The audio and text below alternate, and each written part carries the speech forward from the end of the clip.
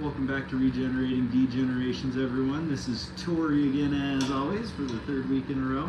Tonight I got a special guy with me named Max. He's going to be helping me out with everything and kind of telling us his side of life and what he's gone through and his struggles and kind of honing it into what we got to talk about. You can go ahead and introduce yourself a little bit if you want. I'm Max. I'm a recovering addict and a party, you know. Once upon a time. Yeah. Oh, I still party. I just don't need anything to do it. Yeah. So the whole point and what we're kind of going through for tonight in creating our own future is the aspect that we kind of create everything, but we don't necessarily know what we're creating until it's finally here. It's kind of about, you might not be able to predict it, but you can make it happen, right? It's a huge point to it. What are your takes in your last little journey? Because I know you have kind of a surprising edge with that on how it turned out for you. Well, I mean, what you talk about a lot on the podcast is changing your life, right? So something that I kind of look for is how desperate someone is. Like in sobriety, they kept saying it's like this gift of desperation, right? Like you are so down and out that you just like literally can't do it anymore, so you kind of throw your hands up and make a change. Absolutely. And for me, what that was a jack fueled night of like nothing crazy. I was just drinking, and I went into the bathroom and I looked at myself in the mirror and was just like, dude, what are you doing? And how down and out were you at that point? Like when you looked in that mirror and you made that kind of epiphany happen? Yeah. What was the viewpoint that you saw yourself in on that? Just a pile of shit. Like, honestly, like, so there had been a few things leading up to that. Like my grandpa died. So he was in the hospital. Went to go see him, and at this point, I wasn't drinking when I would go see him because I didn't want people to know, like how bad, like everything was. So like rock bottom for me looked like laying on the ground in my bathroom, unable to like even stand straight. Yeah. And my brother coming downstairs and being like, "Grandpa died. Do you want to go see him?" I couldn't. Yeah. I couldn't go tell my grandpa goodbye because I couldn't even stand up. And then my brother didn't go because he was scared of what was going to happen. I was in such like a dark place mentally that like he was scared I was going to, you know, even worse than what you already were doing. Right. Like he was worried I was going to check out, you know. Everybody's rock bottom looks different. And for me, it was just like these little realizations of like all of the things that I missed because of drinking. And how many times, you know, was I drunk at night? What if my kid needed to be rushed to the hospital? Right. What if I got into an accident on the way to the hospital? What if I got pulled over? Like, he didn't go to the hospital. I'm the only person here that's able to do any of this, and I'm completely taking that away from you. Right, and I can't. Yeah. And I can't. So, yeah. Absolutely. For some people, it takes that homeless in the streets. Yeah, that's what I went through. I was Yeah. living out of my car for about 4 months before I decided to kind of figure it out. So I definitely get that. There's different levels and different bottoms and different ceilings and different floors for every single person out here. It just depends on what you went through individually in your life that actually makes it a point to get yourself better, right? Yeah, it takes what it takes. Yeah, It's yeah. kind of the saying in AA. Is it takes what it takes. Not everybody's got to be down like you were, living out of their car. Absolutely. You don't have to let it get to that point. But like sometimes that's what it takes. What it takes. Right. You know? And most of the time too. Like for me personally, I didn't realize how much I was putting people through at the time. Like I didn't realize that I was kind of a piece of garbage when I was being a piece of garbage. Yeah. I thought everything was fine in life. I thought I was just enjoying my life. I thought I was partying. I thought that it was okay. But it wasn't until I had like 2 or 3 weeks of even being sober to where I looked back and was like, oh my God. Well, it's What'd you do? It's the delusion. Yeah. It's the I'm 20 something. Like everybody drinks like this. You know. Right. Like I'm not Absolutely. as bad as that guy. I got 20 friends that are doing it with me every single night. How can I be a bad person? It just turns out you all kind of suck. Right. You know what I mean? It's Absolutely, like yeah. it's a hard thing to come to terms with, but like, yeah. So where was the how'd you get to the spot that you ended up at? Oh, Or, like where I everything? went to treatment? Yep. Oh man, they tricked me. So, dude, I'm dead serious too. Like, I was sitting there. So that night in particular, I was sitting there. My kid was with me on the couch, and I had bought a bottle of Jack that morning at like 11. And I was like, all right, this is a couple days. And I'm sitting there, and we're watching Harry Potter and the Battle of the Fire. And I'm still like coherent. Like my kid would have never. No. He wouldn't have put two and two together. Yeah. You know, and I had about that much left in the bottle of Jack Daniel's bottle, and that's when I went to the bathroom and was like, what are you doing? What are you fucking doing, dude? You are in your 30s and you have nothing to show for it. Mm-hmm. Like, you are about to get kicked out of your house. Like, what is Right. wrong It's not with even you? your own house you're about to get kicked out of. Yeah, it's like, you know, my brother who has been dealing with this shit for like a hot minute. Absolutely. And I called. I looked up, I like went outside for a smoke, and I Googled like AA meetings near me, right? And like there was this 1-800 number, and I called it, and the dude answered. I was like, he's like, well, let me ask you a few questions. He asked me like, well, how much do you drink? How often do you drink? You know, doing this little AA assessment. Yeah. That's what I thought it was. And so he's like, all right, someone will get that with you. And like 5 minutes later, I was talking to this dude on the phone, and we ended up talking for like 2 hours. But he goes, I think you need treatment. And I was like, shut up. I don't know. You're lying. I don't need that. Oh, my mom tried to send me to treatment when I went to Arizona right away, and I said no. She kicked me out of her house, and I was like homeless for 3 days in Arizona. Yeah, and you still still me. did- you still Bro, I was didn't like, do it. no, I'm good. I don't need that. I don't. Yeah. And No. so yeah. Next thing you know, like I was like, look, dude, let me get back to you. He's like, you need to get on a flight tomorrow. I'm like, that's not gonna happen. So for the next 2 weeks, I kind of started like putting feelers out there. And this is what sucked, dude. Is like I started putting feelers out there, and I was like, yeah, man. Like I was talking to one of my best friends, and I was just like, yeah, man. I think I might go to treatment. And he goes, yeah, you probably should.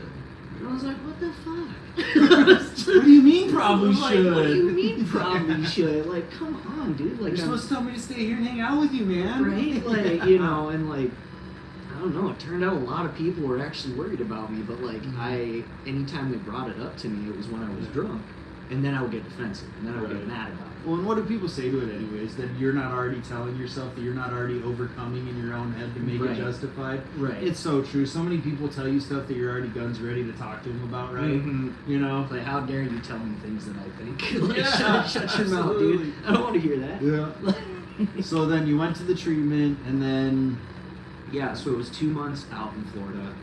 Didn't plan on staying 2 months. That's literally how it goes with, Yeah. I think, everybody who goes to San treatment. Diego. Yeah, it's like you have to be here 4 to 6 weeks, and it's like bet 4 it is. You know, Mhm. whatever the bare minimum is. And as I went through my process, it started to like open my eyes at just like how bad my stuff actually was. And Right. like going through counselors and dealing with therapists, working the steps, and like really diving into like what is wrong with me. Because it's not the drinking. Right. It's not these things that I use. Those Mhm. things are just solutions to a problem It's that a I cover. have. Yeah, Yeah. it's a band-aid on a gaping hole. You know Yeah. what I mean? And yeah, I mean just the process of therapy, AA, working at 4-step. Like, Mhm. if you work the 4-step, Yeah, we were talking about a little yesterday. yeah. Well, I did a 12-step program, and then I was at a Christ-based place that did a lot of stuff that had to do with the Bible Mhm. and had to do with working, and like it was a ranch. We'd wake up every single day, and we'd be Oh, working in yeah. horse stalls and things like that. Yeah, and it'd be like a shit, 12. dude. Oh, 100%. Yeah. You know, there's a pool on the property. You got to use it maybe once a week, which was cool. Like that's not the purpose you were there. You Right? know? They took us to the ocean, dude. It's like I remember we would load up in the druggy buggy and we would like The druggy we buggy. would head out to the ocean and they're like, there you go. I'm like, what the fuck am I supposed to do with this? Right. I don't like. I went in the ocean one time, and then I felt scratchy when I got out, and I was like, okay, well I'm never going in the ocean again. See, when I experienced that for when I was going through treatment in California, I did my halfway house in San Diego as well. Mhm. And you get a little bit of freedom after you've been there for a while. Oh, okay. So like after I got once I got through the first phase of it, I was able to go out in the morning and go to like a gym. Yeah. And so there was an outdoor gym on the beach that I'd ride my bike on the boardwalk, Yeah. and then I'd ride my bike home. But it was really cold beaches in California too, especially in that late of the year. I Nice believe in it, the dude. summer, but Even in Florida, man, I tell you what, I could not have picked a better time to get sober because it was March 1st was my very first day of nothing. So then, sorry, bring us back on topic. No, you're good. What brought you into being an actual counselor then? So you went through the treatment, and then you went through different stages there. What brought you back from that? Like what kind of pushed me towards the decision to become everything. I want to kind of the roundabouts on it. You know what I mean? Yeah. So there's people that probably pushed you. There's you that pushed you. There's wants in your own life that you could get better on it. Stuff like that. So I think the main thing with it is I found understanding within myself of just you can't do this again. Shit, you've known me for a long time. We were wild, dude, and there are plenty of times where we probably should have died or overdosed, whatever. Plenty of times, and having a kid and I took stock of my entire life, and I was like, I can't go back. Now I know too much. You know what I mean? Now I know what I am in being married. It's not the alcohol. It's me being outside of myself. It's me not wanting to address situations and covering them up. So now, I actually just talked to my freaking mom today. She was just, you don't ever seem happy. And I was like, you try dealing with this, with life sober. You know what I mean? It's it's not that it's a bad thing, but instead of... It's a habit. You gotta get used to it. You gotta know what your life's about. You gotta organize it. And I'm 2 years, I'm coming up on 2 years. And, life still kicks me in the dick sometimes, dude. It's just, that's life. Oh, yeah. And, shit sucks. Address it, feel what you gotta feel. That's the main thing is learning how to feel these things. And I 100% you're not you're going through normal people stuff. Yeah. But it's like a new emotion to you. So I have a really big problem with wanting to be further than where I'm at in life. Yeah. And I feel like that's normal for every other person in the world. Mm-hmm. But because I wasn't ambitious until I was 25 years old, it's a brand new thing for me, and I get really emotional about it. Yeah. I absolutely freaking get it, dude. And I don't know, dealing with life and not having to go to a bar on a weekend, or I love weed. Weed's tight. But I know that I was telling you yesterday that if I smoke again, it's going to open up other avenues of just well, I already smoke weed. Right. Well, what's wrong if I do a little Molly? Or what's the problem if I do it? 100%. You know what I mean? It's just I cannot do anything. You're gonna overdose by yourself. Right, because my head is going to tell me we'll deal. It's fine. You know what I mean? So as long as nothing is okay, everything's okay. If you get what I'm saying, it's as long as I know for myself that I cannot do anything, I'm good. I just need to stay away from it. Absolutely. Yeah. You can't even just open the door. You flip one card, the whole deck's gonna start singing enticing at that point. Right. And I got too many days to start back up at zero. And something I tell a lot of people, in AA, that talk to me about their sobriety and they struggle, is you're never guaranteed another day. I could relapse tomorrow and be dead on, what day is it? It's Monday?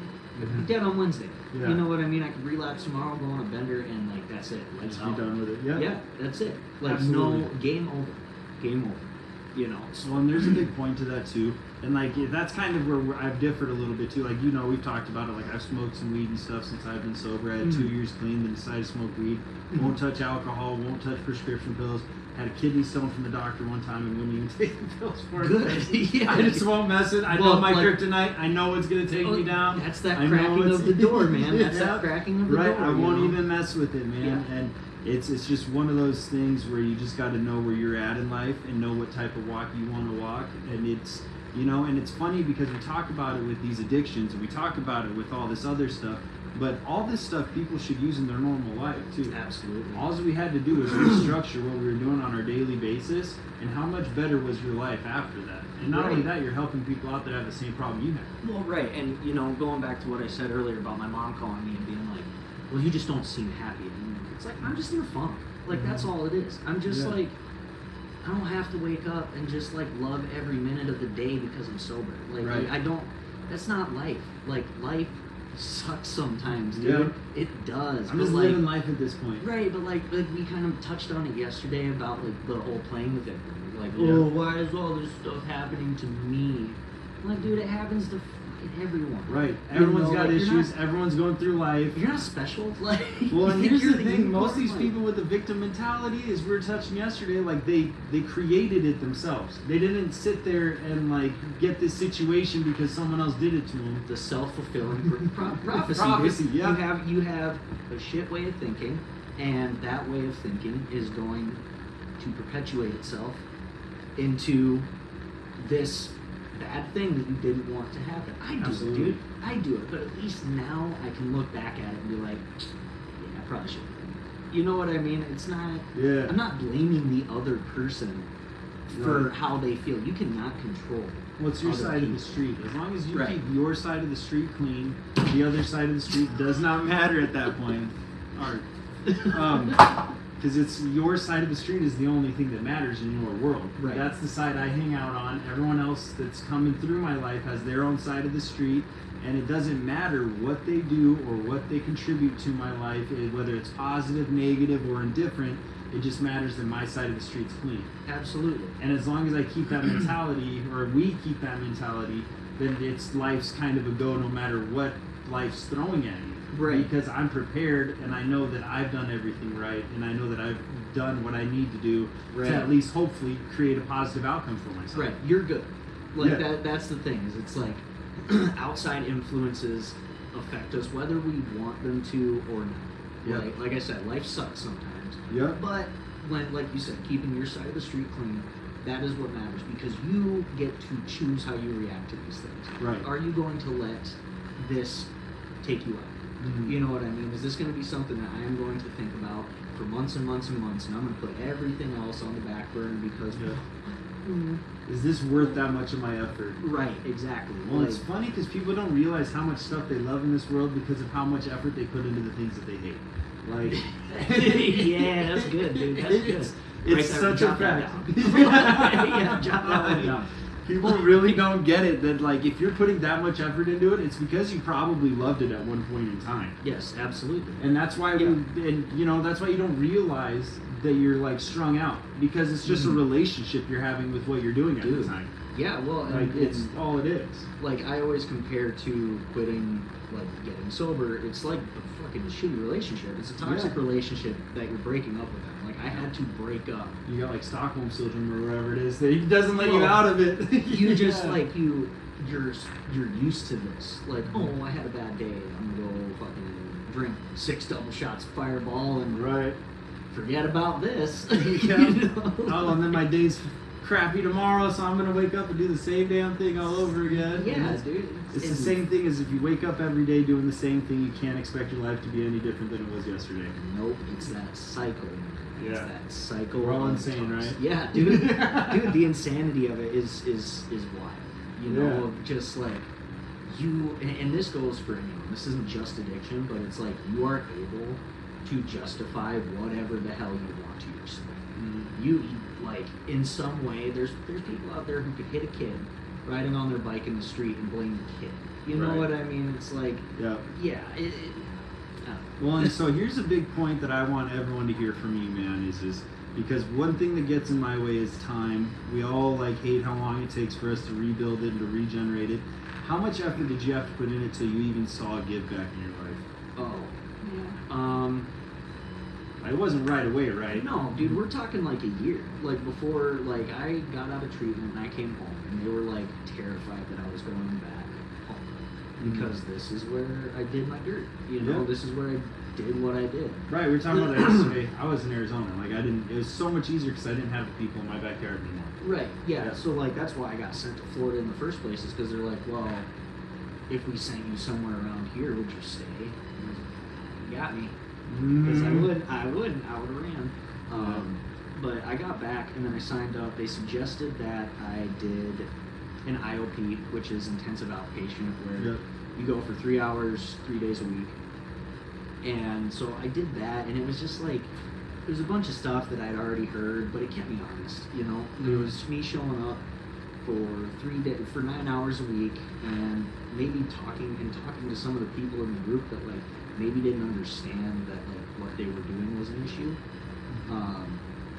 But it wasn't until I was at IOP when they kind of like, it was the owner of the IOP I went to that said, hey, have you ever thought about like counseling people? Because apparently she was hearing me talk to like other people in the group about this stuff, and she liked what she heard.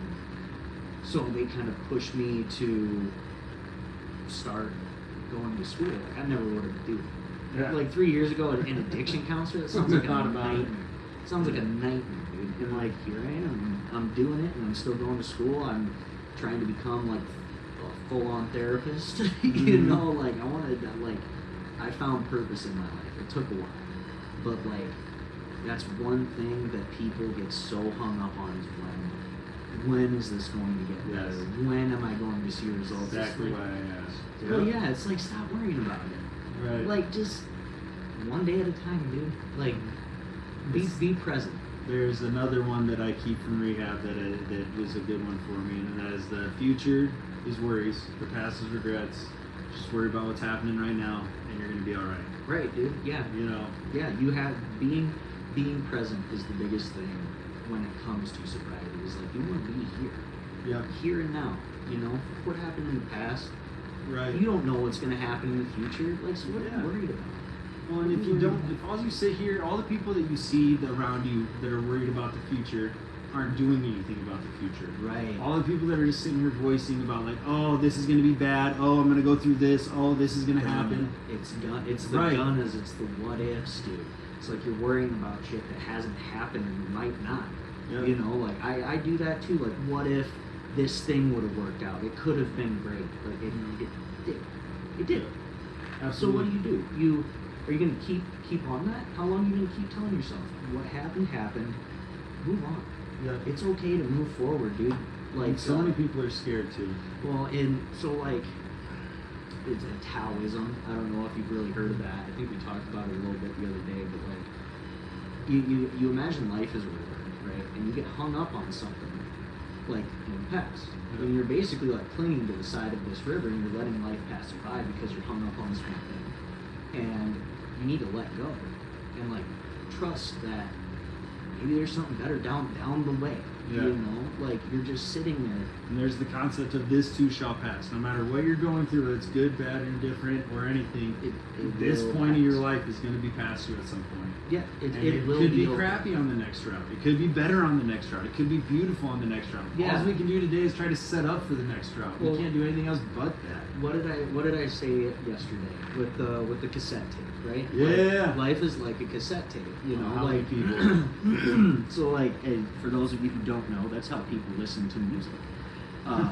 So like the idea of this cassette tape, you have a side A and a side B, and sometimes some of the best tracks are on the B side, you know. But you have to turn the cassette around. You can hear it. Yeah, and you have to hope that the song doesn't suck. Or else you listen to half the album. Yeah, dude. Yeah. Like, otherwise you miss out on everything. So like, what if it's great? What if it's great? Because if it is great, look at you. You know. Yeah. And if it sucks, you know what? Next cassette. Absolutely. Like, change the tape. We're dude. full of Like, them, yeah. Yeah, like it's fine. It's fine. Well, and if life's so bad right now, why are you so worried about it being worse? Like, Right. there's a big point of that too. Like, I was living out of my car and I was afraid to change my life. Like, how does that make sense? It doesn't. That's what I'm saying. It does not add up. It doesn't, dude. But like in that moment, you can justify it. Right. Just like barely. I'm gonna do it, man. All right, so we got time. That's what I'm saying. I got this. I got I messed up. I'll do it tomorrow. Next. Yeah. Try again.